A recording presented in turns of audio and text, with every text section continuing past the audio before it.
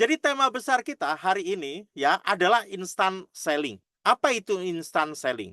Instant selling adalah bagaimana kita bisa melakukan kegiatan selling, kegiatan penjualan secara instan.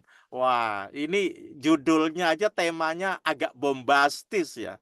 Tapi apakah materinya ya, isinya, kontennya juga sebombastis judulnya ya? Yuk kita lihat bareng-bareng teman-teman ya.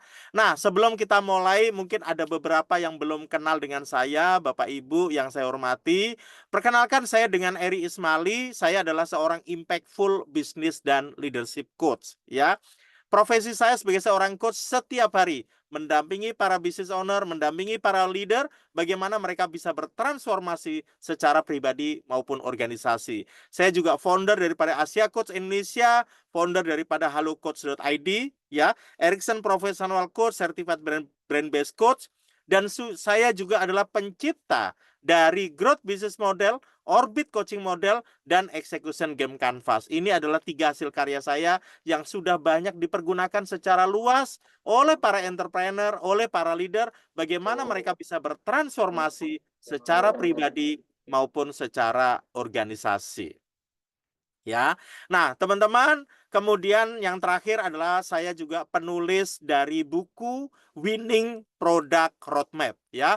Nah, ini adalah beberapa klien yang selama ini saya pernah tangani ya, teman-teman, dari perusahaan telekomunikasi. Hampir semua perusahaan telekomunikasi besar di Indonesia sudah pernah saya tangani, perusahaan manufacture, otomotif, corporate, health industry, chemical ya, sampai kepada finance, sampai kepada mining dan sebagainya ya, sampai kepada kementerian dan sebagainya. Nah, ini beberapa klien yang pernah saya tangani hari ini ya. Oke. Nah, kenapa kita bicara tentang selling ya?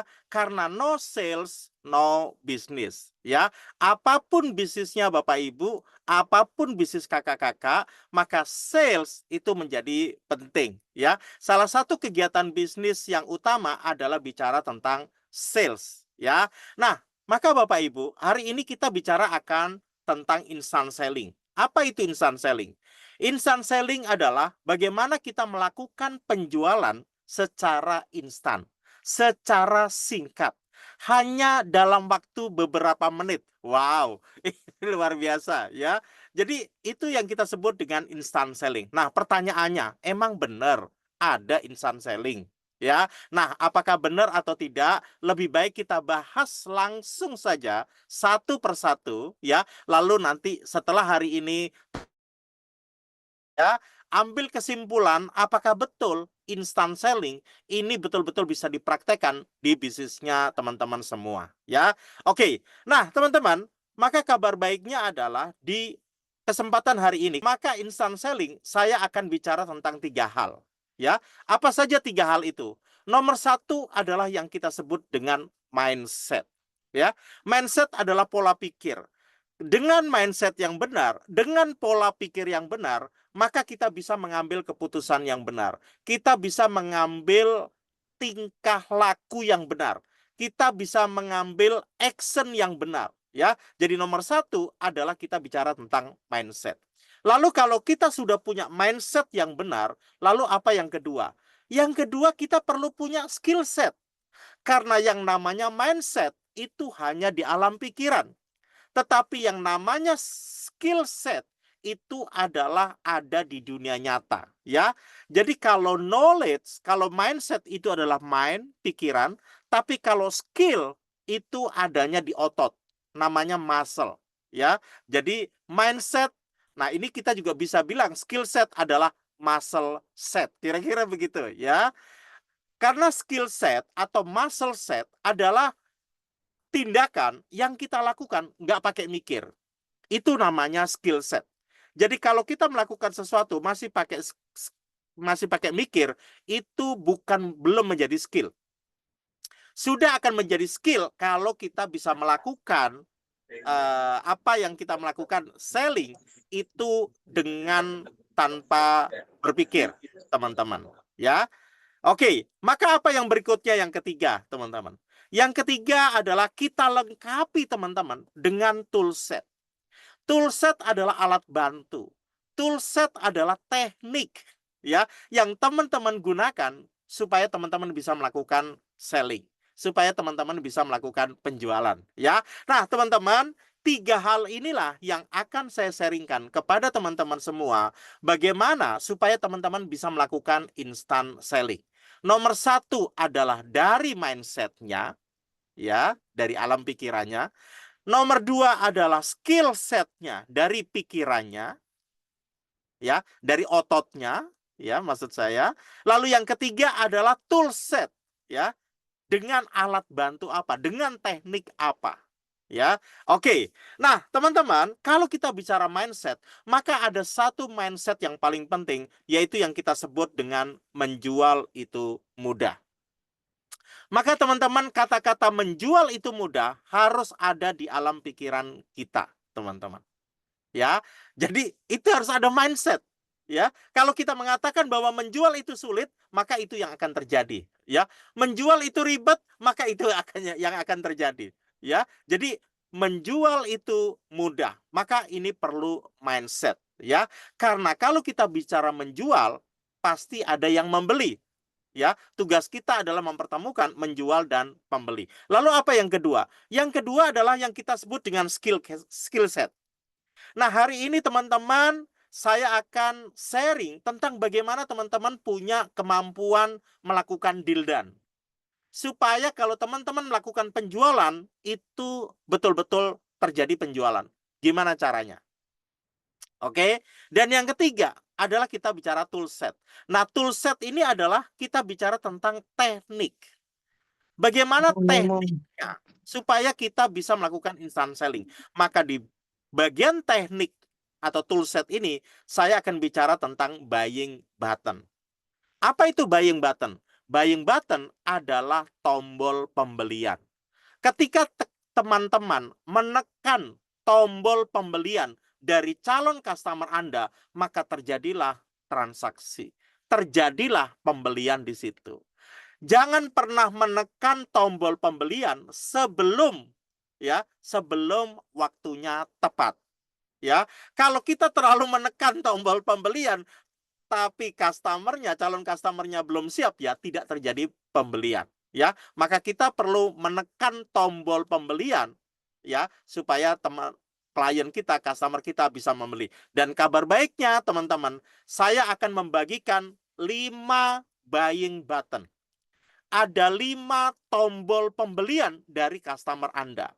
Kalau tombol ini dipencet, customer berdasarkan pengalaman itu akan cenderung membeli. Ya, nah teman-teman, ini adalah 3 hal yang akan saya sharingkan. Ini adalah pembukaan. Setelah ini saya akan bahas satu persatu, mulai dari mindset, kemudian ke skill set, sampai kepada tool set. Ya, nah teman-teman, apakah teman-teman sudah siap untuk belajar 3 hal tersebut dengan yang pertama? Yaitu, apa yang pertama? Yaitu bicara tentang mindset. Ya, mindset sebagai seorang seller, sebagai orang yang melakukan penjualan, maka nomor 1 mindset yang harus kita miliki adalah menjual itu mudah.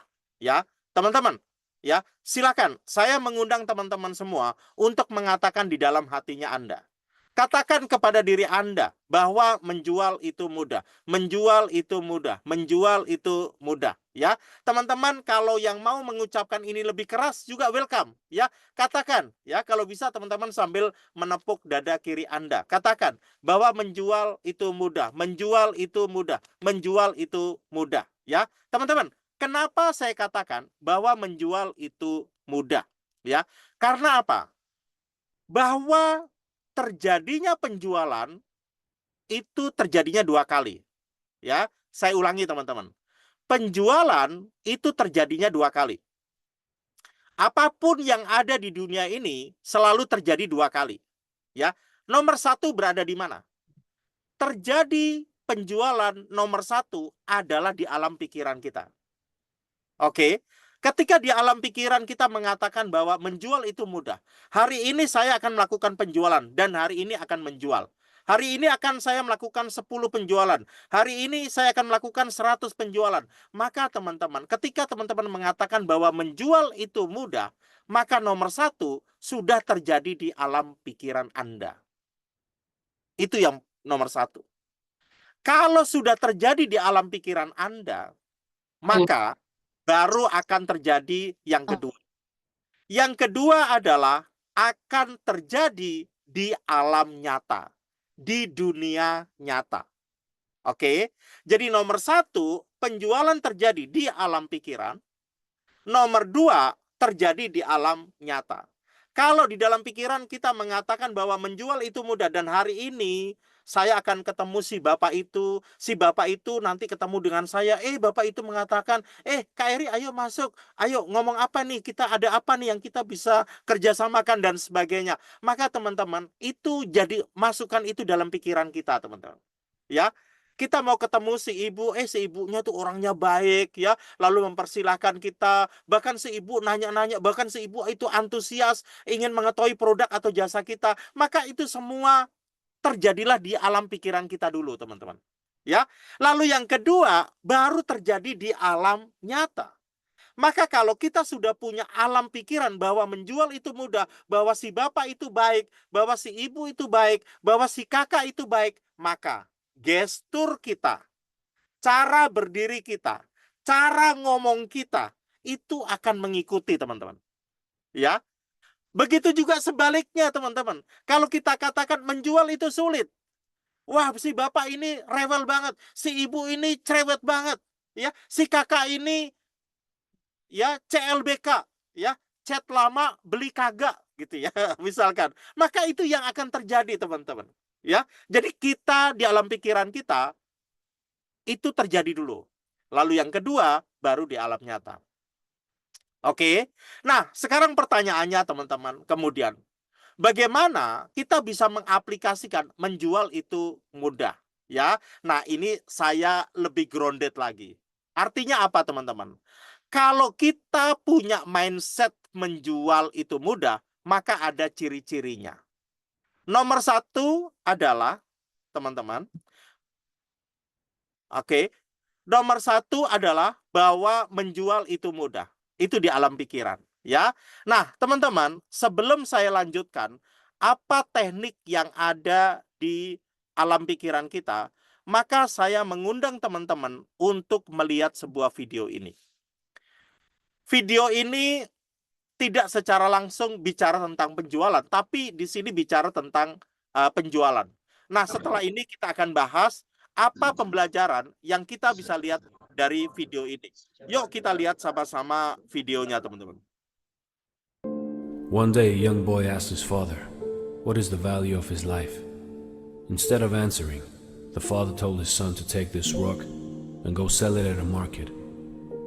If anybody asks the price, raise 2 fingers and don't say anything. The boy then went to the market, and a woman asked, "How much is this rock? I want to put it in my garden." The boy didn't say anything and raised up 2 fingers. And the woman said, $2, I'll take it. And the boy went home and told his father, "A woman wants to buy this rock for $2. The father then said, "Son, I want you to take this rock to a museum. If anybody wants to buy it, don't say a word and just put up 2 fingers." The boy then went to the museum, and a man wanted to buy the rock. The boy didn't say a word and put up 2 fingers. And the man said, $200, I'll take it. The boy was shocked and went running home. "Father, a man wants to buy this rock for $200. His father then said, "Son, the last place I want you to take this rock is to a precious stone store. Show it to the owner and don't say a word. And if he asks the price, just put up 2 fingers." The son then went to a precious stone store. He showed the rock to the owner. "Where did you find this stone? It is one of the most rarest stones in the world. I must have it. How much would you sell it for?" The boy put up 2 fingers, and the man said, "I'll take it for $200,000. The boy, not knowing what to say, ran home to his father. "Father, there's a man that wants to buy the rock for $200,000. His father then said, Son, do you know the value of your life now? You see, it doesn't matter where you come from, where you were born, the color of your skin, or how much money you were born into. It matters where you decide to place yourself, the people you surround yourself with, and how you choose to carry yourself. You may have lived your whole life thinking that you were a $2 stone. You may have lived your whole life surrounded by people that saw your worth only for $2. But everybody has a diamond inside of them. And we can choose to surround ourselves with people that see our value and see the diamond inside of us. We can choose to put ourselves in a market or put ourselves in a precious stone store. And you can also choose to see the value in other people. You can help other people see the diamond inside of them. Choose the people you surround yourself with wisely. That can make all the difference in your life. Oke, teman-teman, itu tadi sebuah video yang luar biasa ya, yang bercerita tentang bagaimana sebuah batu ya, ketika dijual di pasar nilainya hanya $2. Ketika dijual ke sebuah museum nilainya menjadi $200. Dan ketika dijual ke sebuah tempat batu mulia, toko batu mulia, maka nilainya menjadi $200.000. Ya. Nah, apa pembelajaran yang kita bisa dapatkan dari video tadi, teman-teman, dalam konteks selling, ya? Maka mindset menjual itu mudah, mesti diawali dengan pikiran yang tepat. Oke. Bagaimana cara kita menjual yang mudah? Mulai dari pikiran yang tepat. Yang kedua, menjualah kepada orang yang tepat.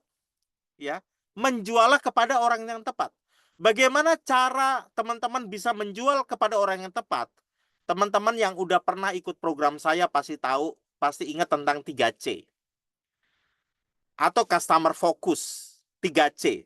C yang pertama yaitu customer segment, ya, ada demografi, psikografi, dan behavior. C yang kedua adalah customer profile, dan yang C yang ketiga adalah community. Kalau kita bisa customer focus dengan C3 ini, maka kita menjual lebih mudah, teman-teman. Oke, kepada orang yang tepat. Yang ketiga adalah di waktu yang tepat, teman-teman. Ya, jadi kalau kita mau jualan, juga nunggu timing yang tepat. Bahkan bisnis yang bertumbuh itu kadang-kadang bergantung kepada momentum. Ya, walaupun produknya bagus, tapi momentumnya nggak dapat, waktunya nggak tepat, bisa jadi belum bagus. Tapi momentum, waktu itu menjadi penting. Lalu apa yang keempat? Di tempat yang tepat, teman-teman. Di tempat yang tepat. Ya, di pasar kita akan berharga $2, di museum akan berharga $200, dan ketika di toko batu mulia harganya menjadi $200.000. Maka kita kalau ketemu dengan klien, ketemu dengan customer, teman-teman jualannya harganya berapa? Kalau teman-teman ya harganya murah, maka teman-teman boleh jual di mana aja. Tapi kalau teman-teman jualannya mau yang mahal, maka teman-teman juga perlu bertemu di tempat yang mahal juga. Supaya instant selling, teman-teman. Ya, dan yang terakhir, perlu punya produk yang tepat juga. Ya, contoh, kalau misalkan Anda mau jualan pointer. Pointer itu alat untuk orang kalau mau presentasi. Kalau pointer itu dijual ke saya, pasti saya membutuhkan. Karena saya seorang trainer, seorang coach, seorang konsultan, saya sering melakukan presentasi, maka pointer itu menjadi penting buat saya. Tapi buat sebagian orang, mungkin pointer itu nggak penting gitu. Jadi teman-teman, ada 5 yang harus tepat kalau kita mau menjual mudah. Nomor 1 adalah pikirannya mesti tepat. Nomor 2 adalah menjual kepada orang yang tepat. Nomor 3 adalah menempatkan di waktu yang tepat. Nomor 4 adalah di tempat yang tepat. Dan nomor 5 adalah produk yang tepat. Ya. Nah, teman-teman, ini adalah mindset yang harus dimiliki oleh seorang seller. Ya, sehingga menjual itu mudah, betul-betul terjadi di alam pikiran kita. Ya. Nah, teman-teman, ini adalah teknik yang pertama yang saya akan bagikan, yang sudah saya bagikan. Saya masih punya 2 teknik lagi, ya, yaitu yang berkaitan dengan skill set dan tool set, ya. Oke, kita masuk ke bagian yang kedua. Bagian yang kedua, bagaimana kita bisa melakukan instant selling? Maka yang nomor 2 adalah kita perlu punya skill set. Skill set ini adalah keterampilan.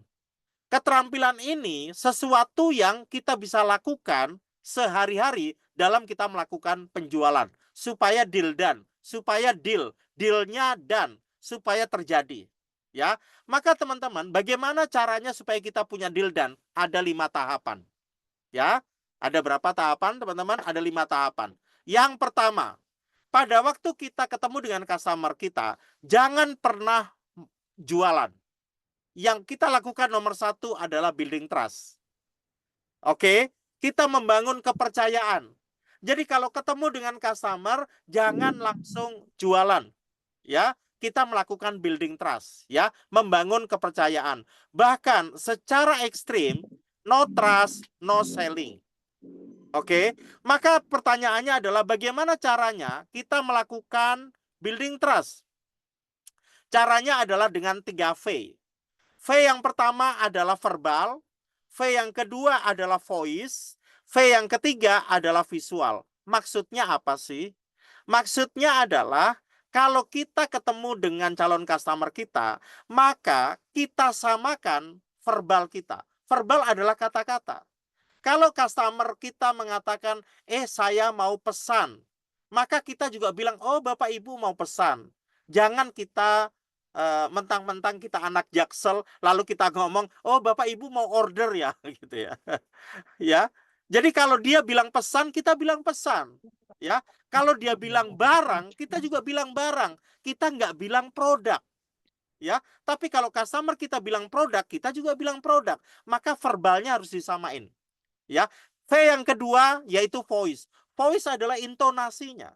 Kalau intonasinya dia agak melambat, agak pelan, maka kita juga melakukan itu, teman-teman. Kita samain.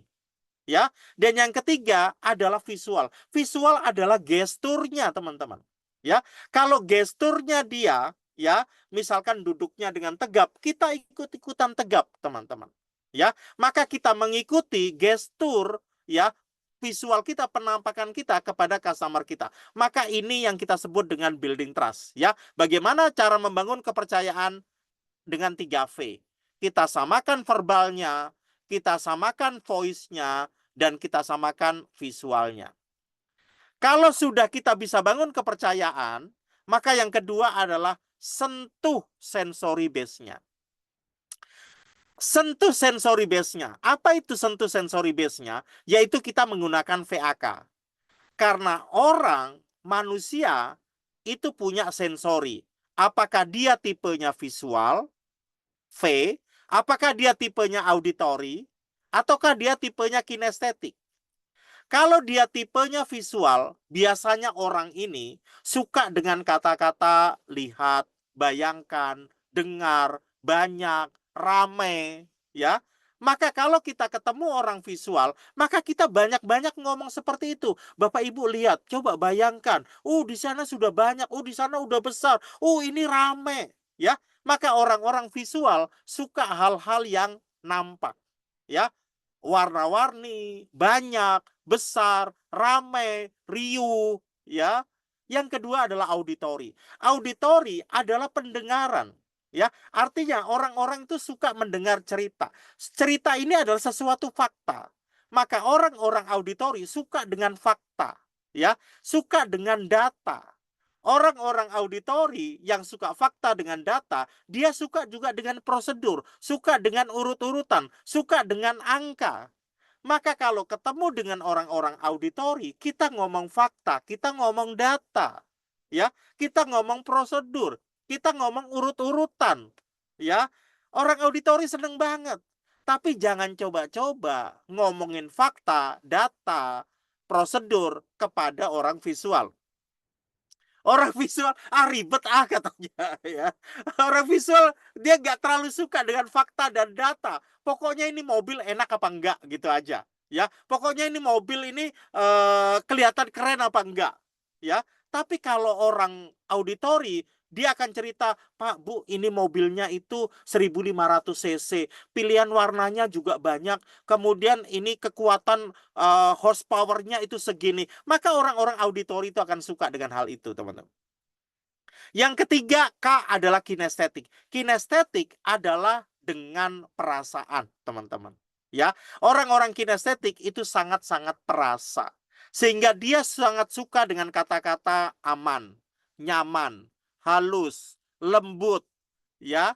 Maka teman-teman, ketika Anda bicara dengan orang-orang kinestetik, maka kata-kata itu harus muncul bahwa produk ini aman, bahwa ini akan nyaman, bahwa ini lembut, ya. Coba mobil ini kalau kena gajlukan itu lembut banget dan suaranya halus banget dan AC-nya dingin banget. Nah, Bapak Ibu, tapi kalau kita ketemu orang visual itu akan berbeda cara bicaranya. Oke? Jadi yang kedua adalah kita sentuh sensory base-nya. Kalau kita sudah building trust, sudah sentuh sensory base-nya, maka yang ketiga, yaitu kita gali pain and gain-nya. Ya, ini contoh yang gampang adalah misalkan kita mau jual mobil ya, supaya gampang ya. Ya, maka kita tanya, Pak, Bu, apa sih pain? Pain adalah penderitaan, pain adalah kesedihan, pain adalah kekecewaan, pain adalah sesuatu yang dihindari, sesuatu yang customer kita nggak mau terjadi, itu pain. Sedangkan gain adalah sesuatu yang justru pengen dia dapatkan. Justru sesuatu yang pengen dia dapatkan, teman-teman. Maka itu yang kita sebut dengan gain, teman-teman. Ya. Maka teman-teman, itulah yang kita sebut dengan gain. Maka teman-teman, kita lihat apakah customer kita lebih suka bicara tentang pain atau lebih suka bicara tentang gain.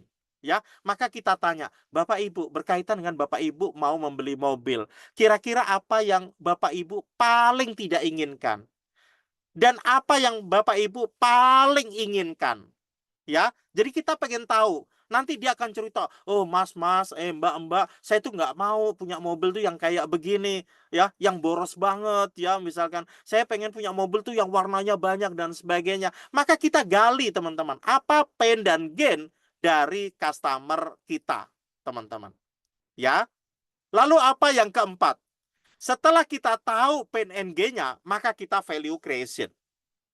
Apa itu value creation? Maka kita tarik kepada value hidupnya dia, teman-teman. Ketika kita tanya pain and gain, seorang customer kita mengatakan, saya itu pengen punya mobil yang bisa muat istri saya, bisa muat suami saya, bisa muat anak saya, bisa muat tetangga saya, keluarga saya, teteh bisa naik semua. Maka berarti value hidupnya adalah family. Value hidupnya adalah keluarga.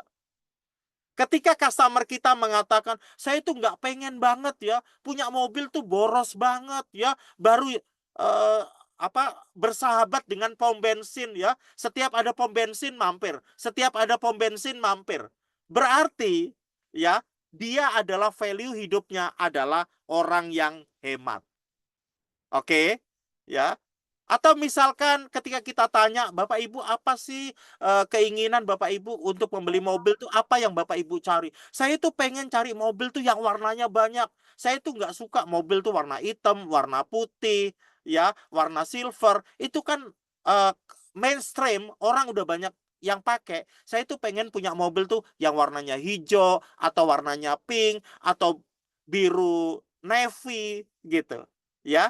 Sehingga teman-teman, ketika ada orang mengatakan, saya itu pengennya mobil itu yang warnanya itu fancy, ya. Soalnya itu bikin saya bahagia, itu bikin saya ceria. Maka teman-teman, itu artinya dia punya value hidup adalah tentang kebahagiaan.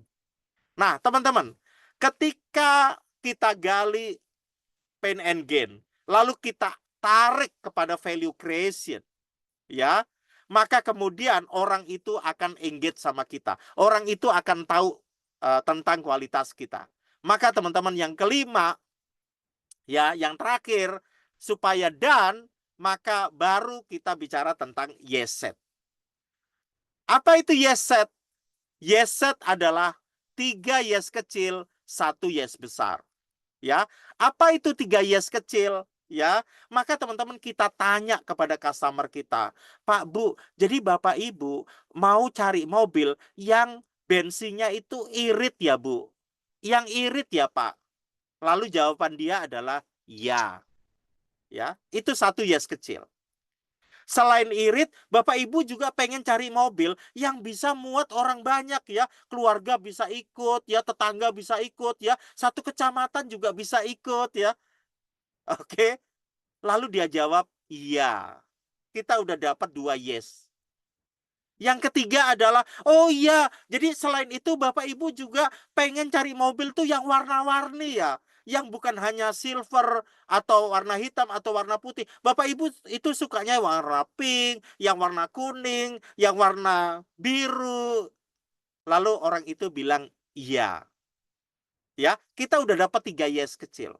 Maka kita tutup dengan 1 yes besar. Bapak Ibu, produk mobil kami ini bensinnya irit, hemat. Yang kedua, ini bisa muat orang banyak. Dan yang ketiga, pilihan warnanya juga banyak. Ya, maka customer kita akan bilang yes. Ya, maka teman-teman, ini adalah skill set. Ini adalah 5 tahapan untuk kita bisa melakukan deal dan. Ya,